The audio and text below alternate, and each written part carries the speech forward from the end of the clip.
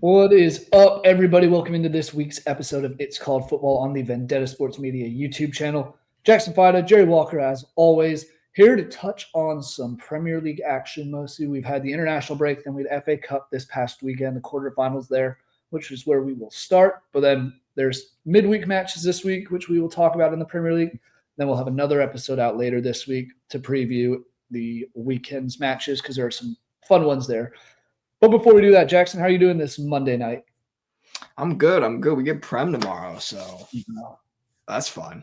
Nothing like a little midweek Prem. No, it's nice to have it back. It feels like it's been, 3 weeks since we last had a Premier League weekend? I feel like it's been forever because we had the international break and then FA Cup, so it's been a little bit. Yeah, it has been. Before we hop into that Premier League action, let's touch on the FA Cup. Quarterfinals, as mentioned earlier, Bournemouth, Man City, Preston North End, Aston Villa, Brighton Forest, Fulham, Crystal Palace. Where do you want to start? What stood out to you the most out of this weekend? The one that stood out for me was definitely Palace winning 3-0. I mean, that caught me off guard because I could have seen them winning, but going on the road and winning not just by multiple goals, but by 3 goals, right? And here's the thing. Fulham dominated the flow of play and the stat sheet, right? 16 total shots, 71% possession, 622 passes to Crystal Palace's 263. And yet they lost 3-0. I mean, that's like remarkable to me. They had 16 shots. They only got 3 of those on target, though. And then you look at Palace, they only had 8 shots, but 6 of them were on target. They executed their game plan perfectly. And I mean, it's similar to what – because these teams didn't play that long ago at Fulham, at the Craven Cottage once again, I think back in mid-February. Yeah. But Palace won that one 2-0 on the road. They got kind of out-controlled at least. That was 62% possession in favor of Fulham. They did hold Fulham to not a single shot on target, and the total shots were 10-10 each, so that was a bit more balanced than in the most recent game. But Palace is just one of those teams that they kind of just took off. This is the 5th win in a row. They're finding ways to score. I mean, you have 3 different goal scorers in Eze Sarr and Eddie Nketiah, who it's good to see him get on the score sheet, former Leeds and Arsenal player. But this is a team that there's some magic going on at Palace right now. They're pretty much safe from relegation. They were getting dragged back into it. Now have gone on this hot run, beating everybody they've played. So hard to see them losing much coming, but this is one that they kind of just blew them out of the water. And I like their formation and how they play with the 3 center backs and then the wing backs who come back and defend, right? Yeah. And in this game, you didn't even see Ben Chilwell. Oh. I find that interesting. Like, you didn't even see him. You saw Tyreek Mitchell playing instead of kind of that left wing back position. But I really like the way that they're defensively solid at times when they're like this, right? And it worked the first time against against Fulham. So I was going into this thinking Fulham would figure it out. They're at home. They're going to win, right? Little revenge game. It just got worse. So, I mean, fair credit to Crystal Palace because they executed it brilliantly that game. They did indeed. The only other one that was a real blowout was Aston Villa over Preston North End. Kind of thought that would happen. Marcus Rashford with a pair of goals. So it was Aaron Ramsey with the other, Jacob Ramsey. Ramsey with the third. I don't think I have much to say on that one unless you do. Nah, it's expected. Yeah. Aston Villa dominated the game, but unlike Fulham, they were able to take full advantage. That's the difference. Team that struggled once again in the first half was Man City against Bournemouth. Bournemouth took the lead. Evan Nelson, 21 minutes in, puts Bournemouth up 1-0. Second half comes around. Holland gets one. 4 minutes in, Marmoush scores another goal for City since signing over in January. City ends up winning 2-1, but it wasn't a comfortable 2-1, I wouldn't say. No, it was not. I mean, falling behind has been such a common theme with this Manchester City team this year, right? Yep. Falling behind initially, then having to work their way back. And they usually do because they're Manchester City, right? And they're better than everybody. But it's still an issue, right? Defensively fall asleep. And this is why they've found themselves in holes and they've dropped as many points as they have this season. A lot of it's just defensively not very astute. But they did do well in the second half to come back. Holland got the goal, and then Marmoush got it as well. Love seeing that from a City perspective. But what you don't like seeing from a City perspective is Erling Haaland leaving the game with crutches and a protective boot at the end. That's what you don't like seeing. And it No. looks like he's going to have to go to a specialist now for the ankle injury. Yeah, I think he might be out. It's definitely said as a long-term injury. So Mhm. there's a chance he comes back before the end of the season, but I don't know how realistic it is. I mean, the only thing they're playing for now is the FA Cup. Do you Yeah. want to push him back for when they play April 26th? Yeah. Which I don't think they should. No. But also, And here's the thing. They also have the Club World Cup coming up this summer they do. to worry about. And it looks like that is what they're kind of aiming for. Maybe play a little bit at the end of the season. If you make the FA Cup final, then he gets an appearance. But yeah, that's definitely the goal is Club World Cup. Yeah, that would make sense. But big loss for Man City, as we've talked all season. They have no other strikers really behind Haaland. It's the same thing with Arsenal. It's a question of, now that Haaland's gone, who's going to come in and step up? We saw Marmoush come in as the substitute for Haaland and score less than a minute in. So Yeah. He's maybe, good. maybe that is the answer for him, but it's just not pretty for Man City. But a win's a win. I'll put it that way. And then the other one, Brighton hosted Nottingham Forest, went to penalties, 0-0. From what I saw of this, there was 0-0 made sense. Yeah, it was watching it live, it was kind of dull. Yeah. That's the only way I would describe it, right? Yeah. And to be fair, you did still have 13 shots, right? But only 2 were on target on Brighton's side. You did have 5 on target for Forest. And there was a spectacular save at one point by Matt Sells towards the end off a header. I mean, he made a phenomenal save. But for the most part, this definitely felt like a 0-0 game. It's very even. And you're like looking at the stats, 13 shots each, only 53% to 47% in terms of possession, favoring Brighton. Very, very similar numbers. So, yeah, I mean, penalties totally made sense. And say what you want, Forest just keeps finding ways, man. Yes, they do. They just keep finding ways to win, like no matter what it is. And it surprised me. I know it surprised us because I mean we're just thinking about Prem here. We thought they'd fall off, right? And they keep finding ways to win and stay in those Champions League places. And then in the FA Cup, like this, they just found a way to win. Not the greatest game. It was one that they maybe could have easily lost, right? And they just found a way to dig in and get it done. And I mean, Sells having 2 saves in the penalty shootout was also massive. You already talked about his save towards the end of the game. But first time Forest is making it back to an FA Cup semifinal in it's like 34, 35 years. it's been a while. Yeah, I think 34 years is what I saw. So that's been quite a while coming for Forest. And hey, they have Man City up next, maybe without Erling Haaland. Maybe the magic can keep running for them. Maybe. And this is one that we talked about last week's episode of maybe Forest isn't going to take this one seriously. Maybe they're going to focus on the league.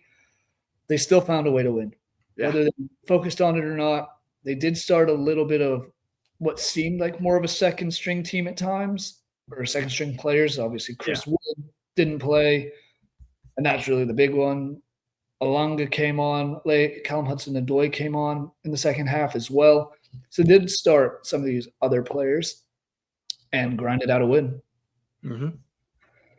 Any other thoughts just on the FA Cup before we turn our attention to the Premier League? I mean, nothing in particular, but I do like seeing these teams like Forest, Palace make it all the way to the semis, right? You love seeing something like that. So hopefully we get at least one of those teams in the final. But I'm excited for it. It's been a good tournament so far. Like I can't really hate. There's been some pretty good upsets. I mean, Plymouth one just still is mind-boggling looking back on that, how awesome that is. And Preston making it all the way to the quarterfinals. Like we've had a very good tournament. It's been fun to watch, and I'm excited to see the semis. Yeah, the semis should be fun, as you said. Man City and Man City and Nottingham Forest. Words were different for a second there. Then Aston Villa and Crystal Palace. Should be 2 fun ones. I think it's April 26th is when those will be played. Winners are off to Wembley. That's Yeah, it. Said you win one and you're into the final. We saw what the celebration for Newcastle's Caribou Cup final looked like. It was like 300,000 fan I streets. know. That Isn't was that pretty wild? cool. Oh yeah, I mean, I no offense, right? But they for haven't the won anything. League Cup, it's kind of crazy. But like, I get it because they haven't won anything in a while. But yeah, Yeah, imagine the scenes when Tottenham finally wins a trophy. oh, dude, they're shutting down everything. Like, if we're getting that for Newcastle winning the League Cup, imagine Tottenham wins something of like substance. Yeah, exactly. That'd be quite the party, I bet. Mm-hmm. Well, moving on to the Premier League, we had a hard one, kind of like picking a match of the week. We kind of had to. We did Everton. It was Everton and Liverpool, or Liverpool hosting Everton, Chelsea hosting Tottenham. When Everton and Liverpool last played, we did that as our match of the week. So we went with Tottenham and Chelsea because also last time those two teams played, it finished 4-3 in favor of Chelsea. Crazy game back. Oh god, that was what? I think it wasn't early season. Nah, it's more like we're in it a bit. It was early December. Yeah. But yeah, Chelsea ultimately won 4-3 there. What are you looking for in this one? Because that one had 2 Cole Palmer penalties. Tottenham was up 2-0 after 11 minutes. So, what are you expecting this week? I mean, I'm just gonna come out and say it. I'm back in Chelsea, Okay. 100% in this game, and it's not just because they've had a better season and Tottenham's down. I just think this matchup for them works, right? Yeah. I'm backing them. I'm backing them to score a few goals. I mean, the 4-3 last time, I don't think was a fluke. I don't think we're going to see as high scoring of a game, No. right? I don't think we're going to see that. But I do think you'll still see multiple goals. I'm going to go 3-1 Chelsea. Okay. I think they'll overwhelm Tottenham a little bit. And we've seen them do this, right? Their offense, when it's clicking, it's clicking. So I think you're going to see more of that. I don't really see Tottenham winning this game, to be completely honest. Could be completely wrong, but I mean, looking at like recent history, where is it here? Chelsea have lost just one of their last 12 Prem games against Spurs, right? Yeah. And they've won the last 3 in a row by an aggregate score of 10-4. Yeah. Now, obviously, there have been different managers, different players involved during that spell, but I'm still back in Chelsea. Give me 3-1. Yeah, and I'm going to back Chelsea as well, but for different reasons. I think they struggled in that Arsenal game. That Arsenal game was a very bad loss. They really didn't look like the Chelsea team that we've seen competing for a Champions League spot this season. My concern, though, is the only 2 Premier League teams they've won in their last 6 matches in the Premier League, Leicester and Southampton. Lost to Arsenal, lost to Villa, lost to Brighton, lost to Man City. They did beat West Ham as well, but all teams who are in the bottom 5. They haven't beat a team that's outside of the bottom 5 since since they beat Brentford in late December. Mid-December. December 15th was the last time they beat a team that wasn't in the bottom 5. Tottenham isn't, somehow. Somehow they're still surviving. 14th. Yeah, I just think at Stamford Bridge, this is one that Chelsea needs to win, especially with the likes of Man City, a point back, Newcastle, Brighton, 2 back, Fulham's 4 back.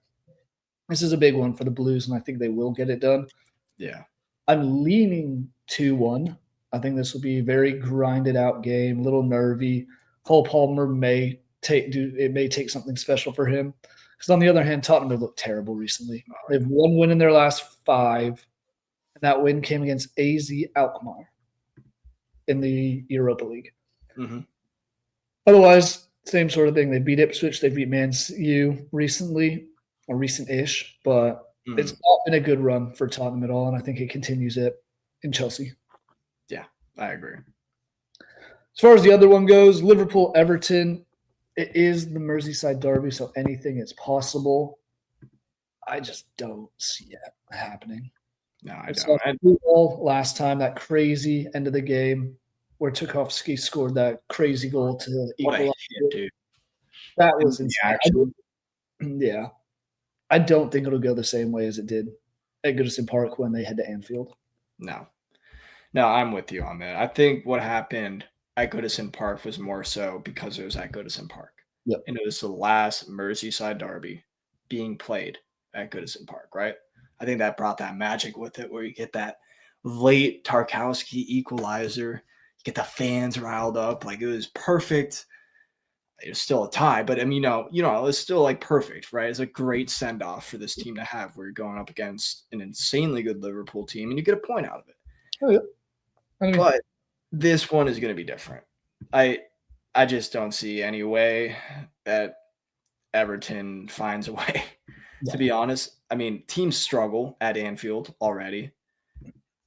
Like good teams. And no offense to Everton, like they have turned things around in a positive light since David Moyes returned. You look at their recent games: 1-1 draw, 1-1 draw, 1-1 draw, 2-2 draw, 2-1 win over Palace. So that's looking at the last 5. That's pretty good, right? Like you obviously want to win a few more of those, but that's better than losing. So they are still heading in the right direction. Like not going to hate on them for that. But Liverpool is just far superior, right? yeah. And I mean, you look at the last 3 years, excluding what happened at Goodison Park this season, but Everton won 2-0 last year at Goodison Park, 0-0 at Goodison Park the year before. Meanwhile, the last 3 at Anfield have been 2-0 Liverpool, 2-0 Liverpool, and have a guess? 2-0 Liverpool. The last 3 at Anfield, I think having that international break was huge for them. Let some of those players rest, recover. I know Mo Salah obviously was playing in Egypt, but it's a team that on paper, on the field, they are far superior than local neighbors. Oh, yeah. I guess they're across the park neighbors. So I don't see it really being one that Everton can win. It doesn't mean they can't get a draw again, but I just see it very, very unlikely.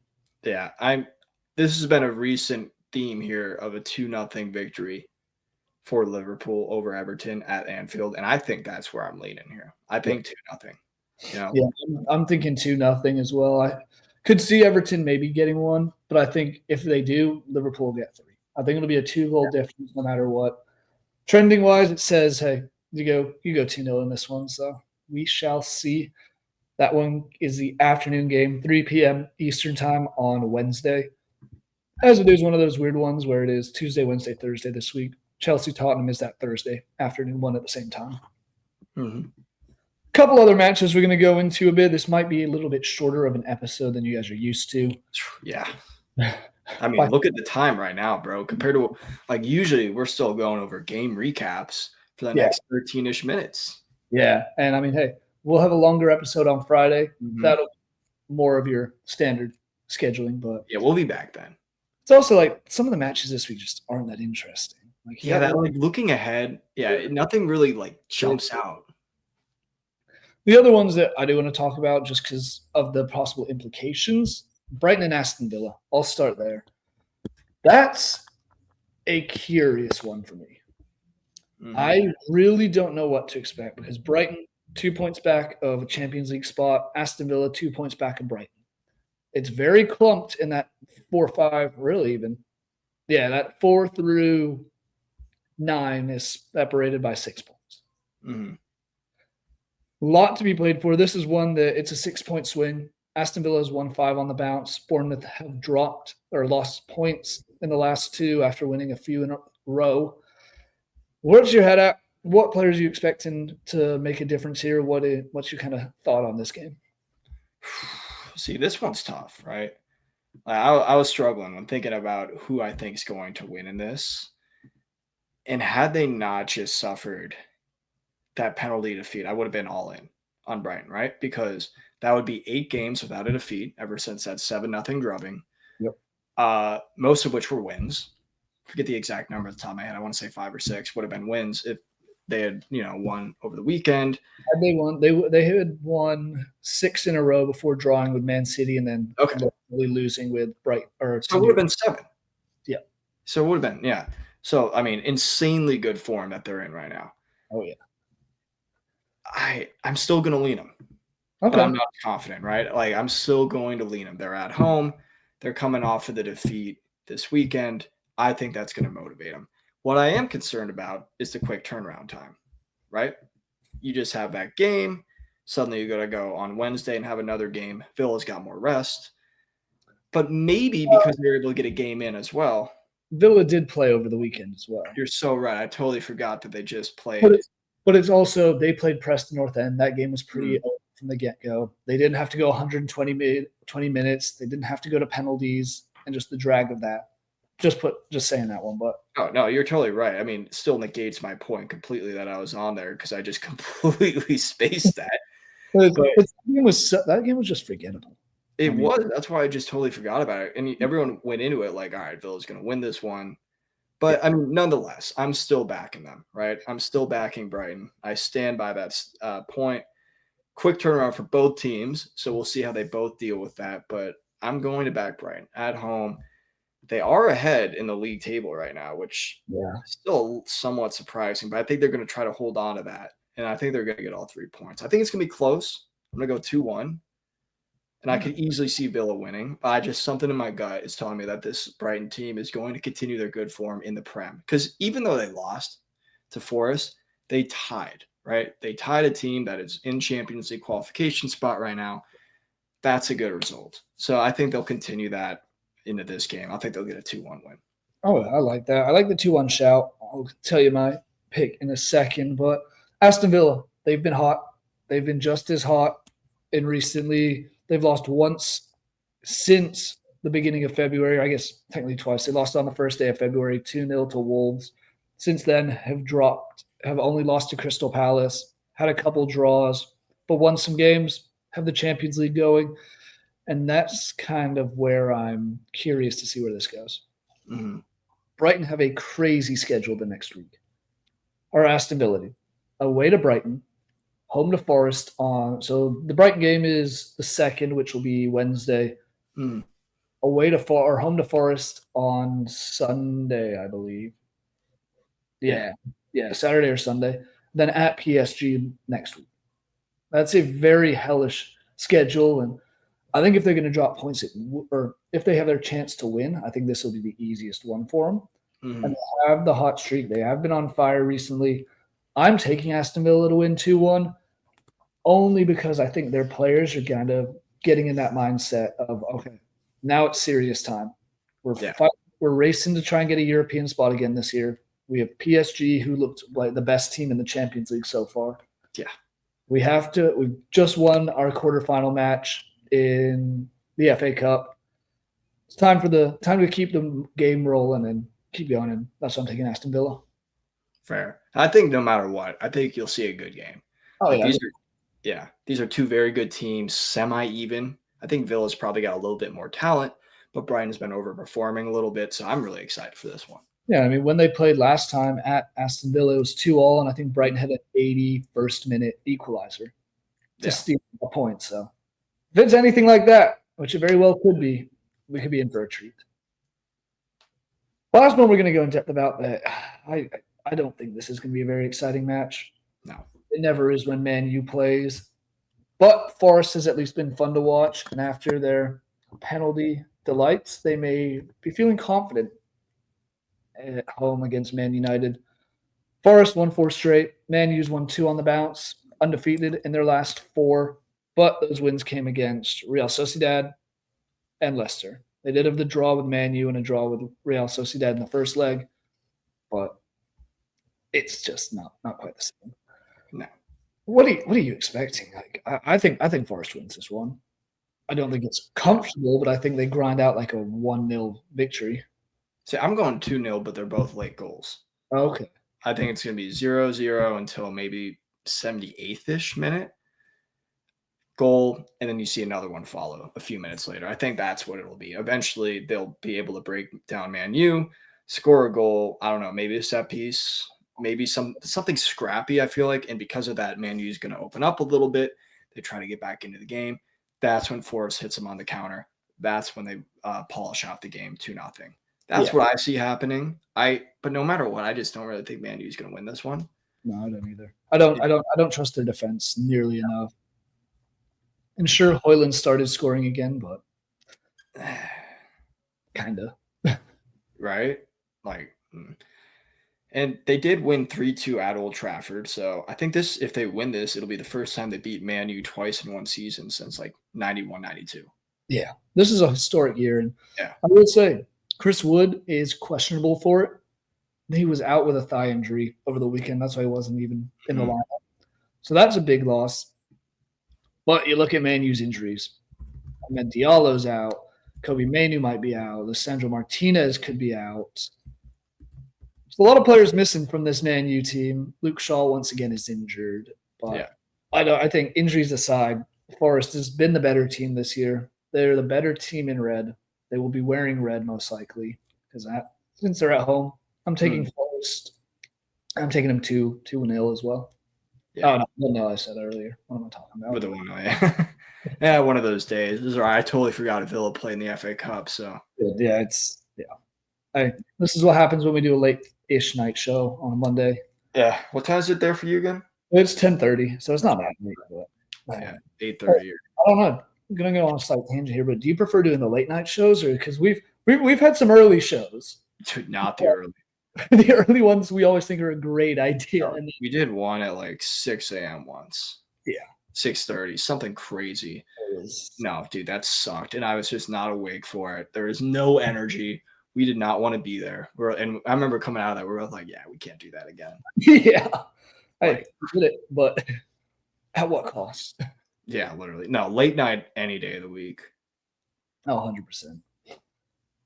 As far as early stuff goes, it's kind of nice not having Premier League at crack of dawn. It's still crack of dawn for me, but I guess 1:45 my time, so it'd be 11:45 is kickoff. Oh, you mean during the midweek? I thought you just meant general.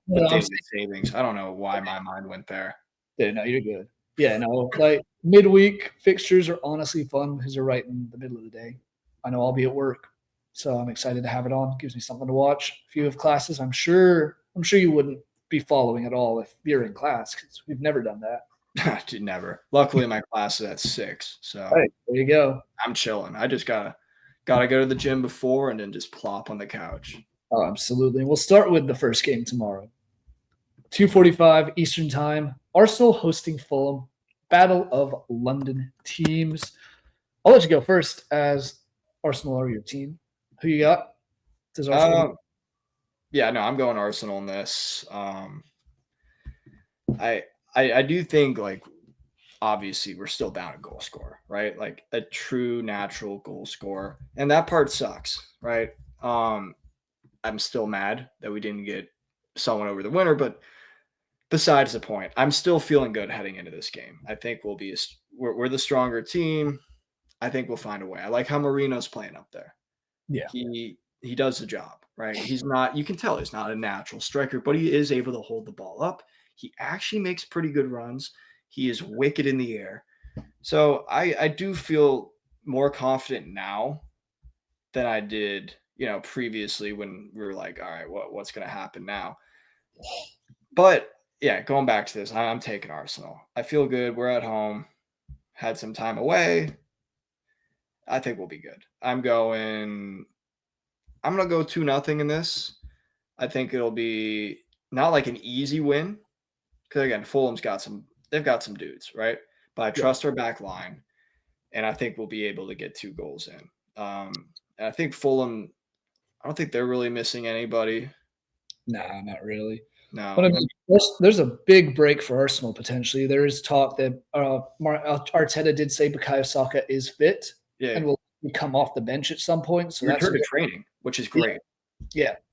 I thought I read something that he might even play tomorrow. Maybe. I think, he's the only one maybe. Yeah, because Martinelli's back. I think Trossard's back. Mm-hmm. This is looking like the Arsenal team we were expected to see all season. I think that will benefit them in this game against Fulham. Yeah. Good as Raul Jimenez is, Fulham are coming off a bad beating at home in 2 of their last 3 matches. They do go to the road, and it's just – I just don't see it happening. I'm taking Arsenal. I'm taking them 3-0. There you go. So with that being said, Fulham will probably score multiple goals, and we'll both be proven to be fools. Life as an Arsenal fan. Oh, yeah. Hey, I can say things about Leeds at the moment, but oh yeah, we're falling apart. We're not going to get promoted. Yeah. On to the next one, a real thriller at the bottom half of the table, really almost the bottom of the table. Wolves hosting West Ham. Two teams that are starting to look safe. Wolves in 17th with 26 points. Everton in 16th with 34. Ipswich and Leicester, 18th and 19th, both have 17. Southampton we're forgetting about. They're already down, pretty much. Yeah. With both these teams being almost mathematically safe, or at least it feels that they're going to be safe, who do you have, and do you see this being an exciting match? I don't see it being an exciting match. I'm just going to throw that out there. Maybe that'll mean that it is one, but I'm going to go Wolves. Okay. I'm going to go Wolves. Yeah, I don't really have a great reason. I just really dislike West Ham. Watching them play has been so disappointing this season. And I feel like Wolves has obviously turned a corner compared to where they were earlier. Now, they're still losing games. Don't get me wrong. So is West Ham. And Wolves is still in 17th. But, compared to what we were seeing early on in the season, it is very, very much so improved, right? I like Cunha. I think that'll be the difference. I think he got a goal during the international break. Yeah. Doing that for Brazil, he's going to be riding that high. I think he gets the goal. I think it's 1-0. I think it's grim, but I think it's 1-0. So yeah, I'm taking 1-1. I think this will be a draw, just because I think both teams are going to look a little sluggish out of the international break. Because I'm almost certain neither of them played this past weekend in anything. They definitely didn't. Both are already out of everything. So, yeah, I think it's going to be a slow one. It's going to be an ugly start, maybe a goal early in the second half and an equalizer later on or midway through. I have it 1-1, and it's not going to be the most exciting game in my opinion. Yeah. Time to talk about some relegation sides. Bournemouth hosting Ipswich. Who you got there? It's not really a lot to say here. Give me Bournemouth. They're at home. I like Bournemouth a lot anyway. So, yeah, give me Bournemouth. I'll be nice, 2-0. Yeah, and Bournemouth have been on the bad end of some games recently. They lost 2-1 to Man City after being up 1-0 at home. They lost 2-1 to Brentford after being 1-0 up at home. Gave up an 84th minute penalty after being 2-0 up at Tottenham, drew 2-2. They're finding ways to kind of shoot themselves in the foot. Yeah. For the other game recently that they lost, Brighton, they were leveled, gave up a late one there. It's Ipswich Town, though. Yeah. I do not see them really putting out much of a fight. I'm going to take Bournemouth 1-0, maybe 2-0, but I'm going with my gut 1-0, and I think it's pretty dominated. Man City Leicester, another relegation battling side with Man City without Erling Haaland. Does Leicester even put up a fight? No. Leicester has been a disaster. I'd still not like super high hopes, but I had high hopes that they could stay up. Yeah. And maybe that's the nostalgia aspect because this season has not been what anyone thought or was hoping that Leicester could do. So I don't see any way. Give me City. Give me a comfortable 3-0. Yeah, and I mean, I'm with you. I'm taking 3-0 as well. You look at Leicester's away form. They have 8 points from 14 matches away from home. Man City have been better at home. They still have 3 losses, 3 draws, 6 wins. But I'm taking Man City very comfortably. And say it with me. Whenever Southampton plays, as they do against hosting Crystal Palace, who's just coming off a big win, who do you take? Oh, obviously Southampton. Oh, absolutely. Right. No. Scratch that. Give me Palace. Give me them 11 times out of 10 every day of the week plus 3 times on Sunday. Yep. Southampton is going to lose. Palace is going to win. Simple enough. Yep. I'm taking Palace 2-0. I was going 3-0, but Southampton have been in their last 5. Crystal Palace, as we talked about, have won 5 in a row. 5 of their last 5. Southampton have lost 5 of their last 5. Make it 6. Give me Crystal Palace. Yeah. And the final match, Newcastle hosting Brentford. This is a sneaky suspicion that this could be a really good match. Sneaky, right? It's one of those where you're looking at it. Especially because Newcastle's coming off that high of actually winning something for once. Yeah. So I wonder how it'll translate over into the rest of the league because they still got stuff to play for, right? Oh, yeah. They're in 6th place. They have 47 points. 1 behind Man City in 5th, 2 behind Chelsea. Yeah. And Brentford 6 points back in Newcastle. So they're still in with a fighting chance to compete for something. Mm-hmm. So I'm curious to see just how Newcastle is going to show up. Are we going to have a little bit of a celebration hangover? Or are we going to come out and be focused? I think they will be. I think they'll ultimately win this game. I'm going 3-1, but I think it's a close game. I think it's 1-1 at one point. Yeah. So, I do agree that I think Brentford does get on the score sheet. I think it'll be 2-1 Newcastle. I would be a lot more concerned if this was at Brentford and not Newcastle. Yeah, exactly. The celebration and all that. I think that Newcastle is the better team, but it's one of those ones that you're celebrating a lot, back to work after the international break, and I think this is a relatively straightforward one. I think they're up 2-0, maybe concede one late on. But taking Newcastle, and there we have it. There you go. Any final thoughts, words of wisdom, anything Premier League or football related that you want to get off your chest at the moment?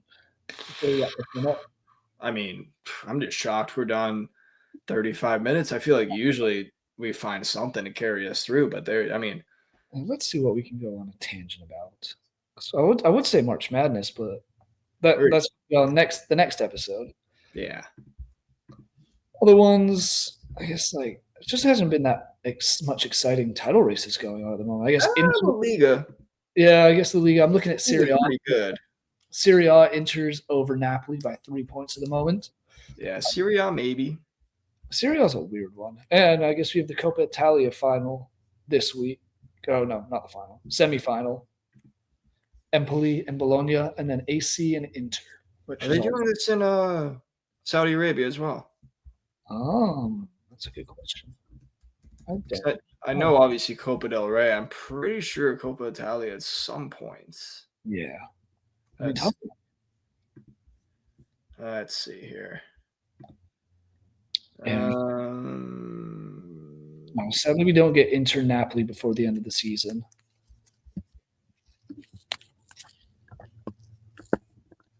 No, it's in Italy. Okay. There we go. All right, good. Maybe it's the football manager in me because. Oh no, I think it's much better when they're actually playing in the country that they're meant to. Yeah, no, it makes total sense, right? Why would Spain ever put the Copa del Rey or the Spanish Super Cup in Saudi Arabia, right?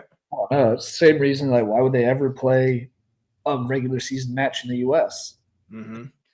Same reason. Why would you move a World Cup to the winner just to appease Qatar? Why are we doing 48 teams? I mean, there's always one common answer. Yeah. Tell them to bring me my money. Mm-hmm. Otherwise, I mean, yeah, I don't even know what's happening in Ligue 1. I'm assuming PSG is running away with it. They're kicking ass. I know Bayern 6-1 this weekend. Yeah, Bayern 6 points clear. Yeah, PSG's a whole 21 points clear. Yeah. No, that hasn't even been a race. Yeah, they don't have a loss this season. Which I don't think enough credit's being given to PSG. Just throwing this out there. You lose Mbappe, and then you just go and kick ass. Yep. They're kicking ass. Yep. It's almost like maybe he's kind of problematic in certain settings. Now, I get it that he is equaled. Wow, I just did it again with this thing. Let's see if we can do it. There, this thing. It's cool, but it's very annoying at times. But anyway, I know Mbappe just equaled Ronaldo's tally for goals in his debut season at Real Madrid. But I mean, when you look at how well PSG is doing and how guys like Ousmane Dembele have really stepped up, I don't know. Okay, Dembele has 17 in the league. Barcola has 11 goals in the league. Mm-hmm. Neves is playing out of his mind, 7 assists. Even Hakimi's got 4 goals. Yeah. This whole team is playing together, and I think we've talked about it on another recent-ish episode of they play as a team. It's not just the one-man wrecking crew. It's not, we have Messi and Neymar on one side, we have Mbappe on the other, everyone's beefing. And that's what I will say. That's one of my issues with the whole Ronaldo. Mbappe's breaking Ronaldo's goal scoring record in his first season at Real Madrid. Ronaldo, you have to remember, was a left winger. Mm-hmm. Mbappe's playing the number 9 role. Yeah, meant to score goals. Yeah, but hey, fair play to him. Fair play to PSG. They have been good this year. I think they could win the Champions League. honestly, looking at who's left, if not Real Madrid, Yeah. because they're the royalty of Champions League, I and mean, Arsenal's not going to get it done against Real Madrid. no, no, I'm here for the hope, but I'm also being struck by reality. No, we're not. But I could see PSG winning it and getting over that hump finally. I do too. I mean, Bayern and Inter. Bayern, I'm not bought in on. Inter, I'm not overly convinced. No. Barcelona and Dortmund will be interesting. Yeah. I mean, I feel like these are going to be good quarterfinals. Oh, I do too. Speaking about the chalkiness of March Madness, we don't really have like a smaller club that's found its way into the quarterfinals, No, it's all. I mean, the only one you could give a shout for possibly would be Aston Villa, but Yeah, you're right. But I don't know. I feel like with their recent success and the fact that they're a Premier League team, exactly. Could agree more with that. Yeah. Well, we'll see. Champions League is back next week, so it'll be fun. 4 very entertaining matches. Jackson, any final words before we wrap this one up? Go Gunners. Yep, there you have it. Thank you guys for watching. Make sure you hit that subscribe button and go and check out all of our colleagues and our other written stuff on VendettaSportsMedias.com. Thanks for watching. We'll see you guys next week, or I guess later this week. Yeah, soon. Yep. There you go.